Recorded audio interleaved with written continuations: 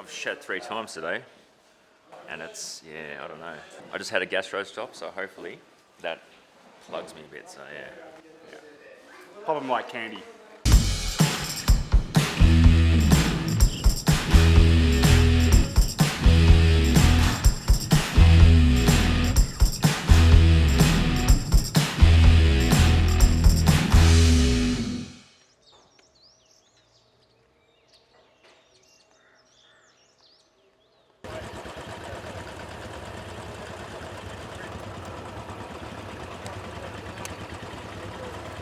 Alright, should I tell the crew what we're doing? It is day 2 on the bikes. I think everyone's feeling pretty fresh and relaxed.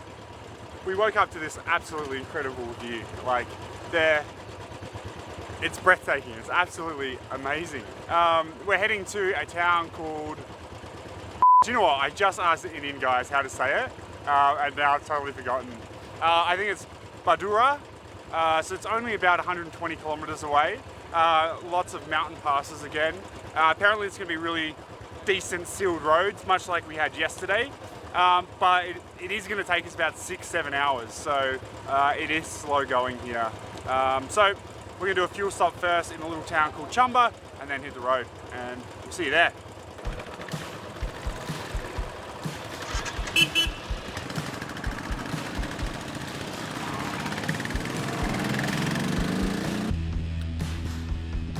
It feels like our adventure is really starting to begin.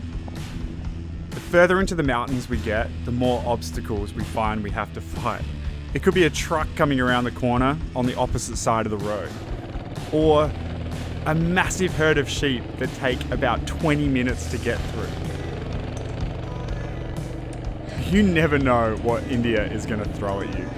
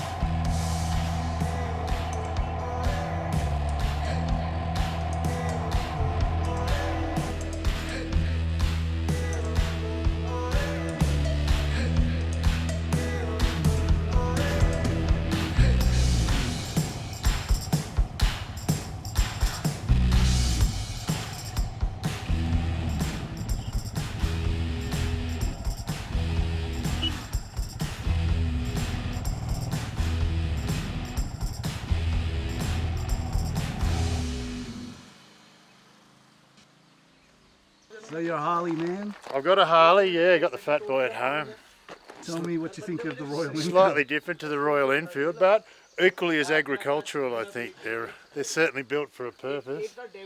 But I'm pleasantly surprised how the Enfield goes. It's a fun bike to ride. Reasonably nimble and agile. It's doing a good job on the hills so far. Be fun to get it in some water soon. Apparently we're going swimming. Every trip, there's a standout character. And my gut tells me that this guy, Big Al, is going to be that guy this trip. Lucky I saw this, otherwise he would have lost it. This is Big Al. He's from Port Macquarie in New South Wales. He's a brewer by trade, and man, this dude's got a lot of personality. How's the stomach feeling? I took another gastro stop then, and I can feel this presence of a fart sitting there, but I don't want to fart. So I'll just play it safe and hold it, clench.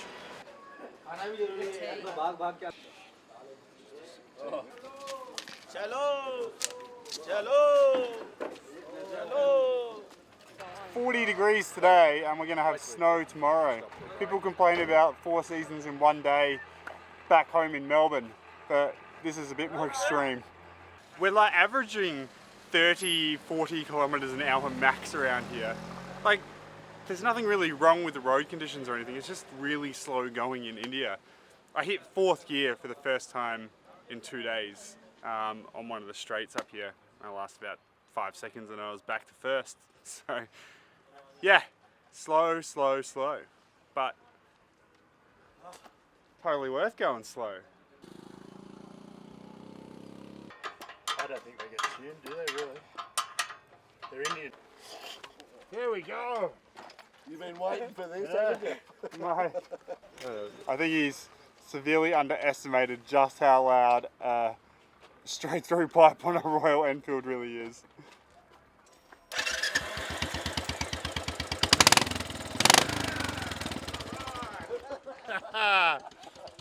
Oh man.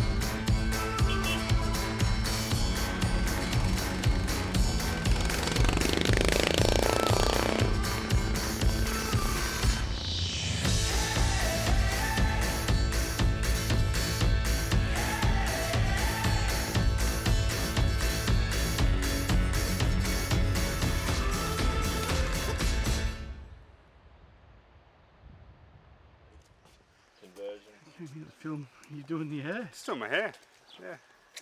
Still look What's alright. going on? Mate, Mr. Three Strikes over here. Mr. Kamikaze, I reckon. We've got a seized rear brake, so these beautifully designed, amazing Indian engineering, they have a master cylinder for the rear brake directly under the engine. So if you hit a big bump or a stone, you can fuck up that master cylinder pretty easily. So we're pretty sure that's what's happening. Mechanics have arrived, so we're all good. How you feeling? Oh, I don't want to talk about it. No comments. The rock on there. Like this.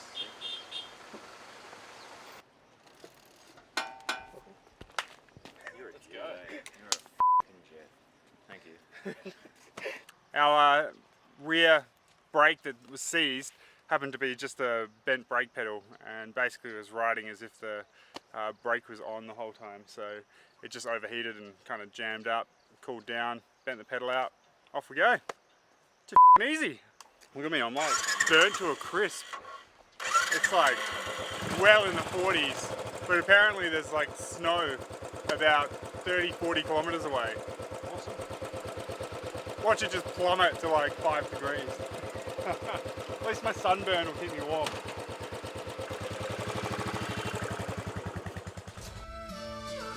And just like that, a quick fix. That is the bonus of traveling with a mechanic on these journeys.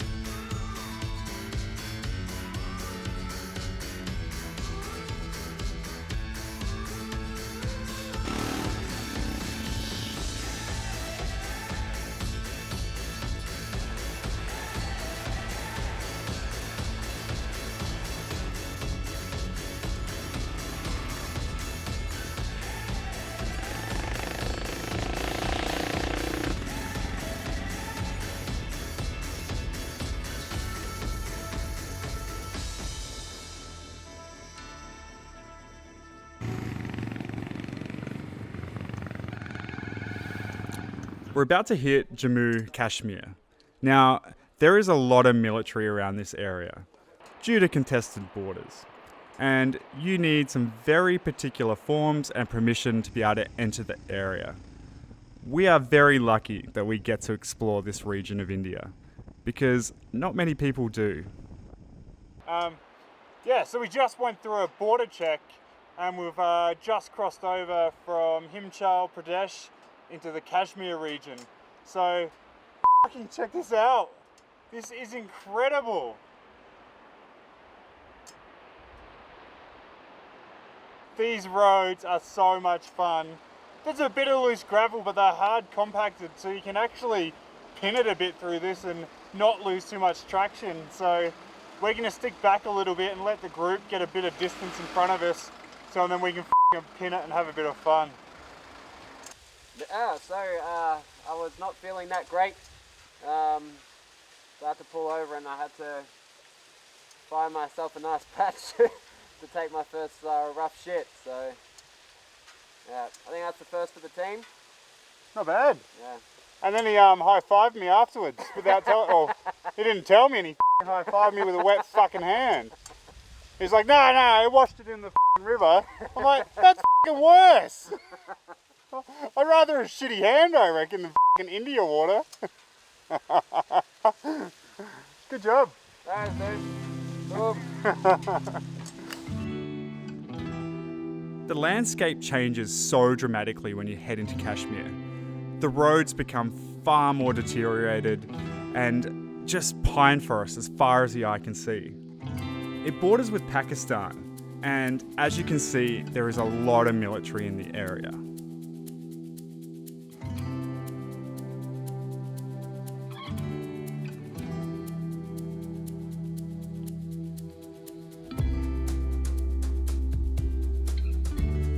So we just hit our first patch of snow, which is fucking awesome. It's still really warm up here. It's like mid-20s, I reckon, still t-shirt weather.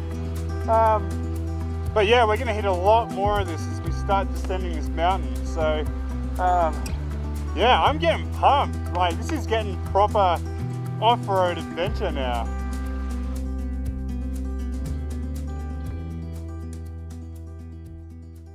We've arrived at our lunch stop.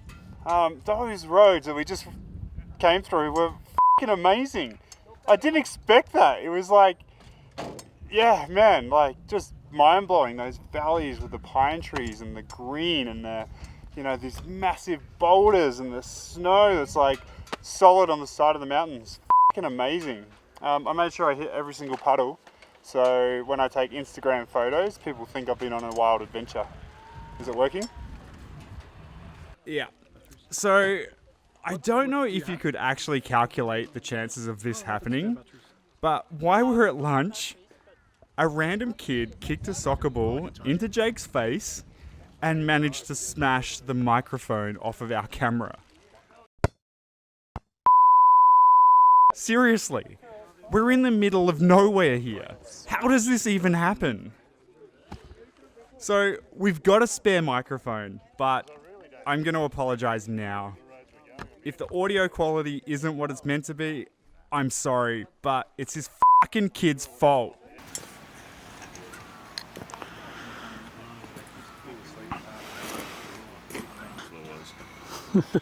No liquids. I didn't want to. Oh, Yes, working? a little bit. There was Yeah. no like fucking, It's okay. you know, airless fucking spray gun. It was fucking like. Yeah, it's just a lot of noise. It was good. Peaceful.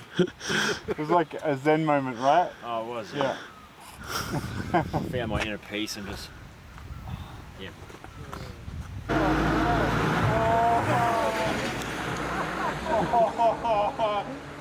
Jake's helmet's in the sewer with a GoPro on it. Dave, what did you do, mate? I got off my bike, turned around, and then someone walked past and pushed it. And then some kid's bike fell in, and then his Someone helmet walked fell past in. and pushed it, yes, that's right. No, I don't know what happened, but my bike fell. It just fell over. Jake, Fell. what happened to your helmet, mate? Well, I got off. Dave got off. Obviously, he didn't put it on the stand properly. Didn't check for his balances. And it knocked my bike off. My bike went down, my helmet went straight over into the sewage. And now I have a helmet that smells like 1,000 asses. You've had a f***ing shit day, mate. Pretty much. Oh my god, I feel so bad for Leave you. your keys in the bike, okay? Leave your keys in the bike. Anyway, If you hadn't have just picked your helmet up out of the open sewage, Take I'd out your give you a hug. GoPros, take out your helmets and your belongings. But yeah, I just don't like you that much.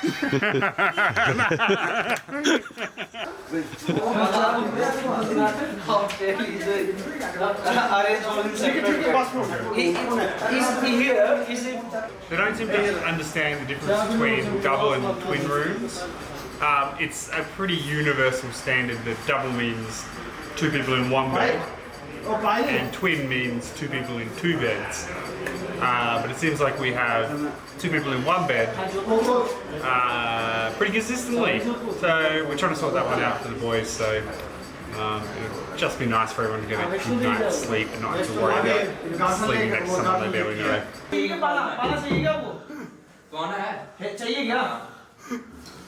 Tell him to cut it, Shahid.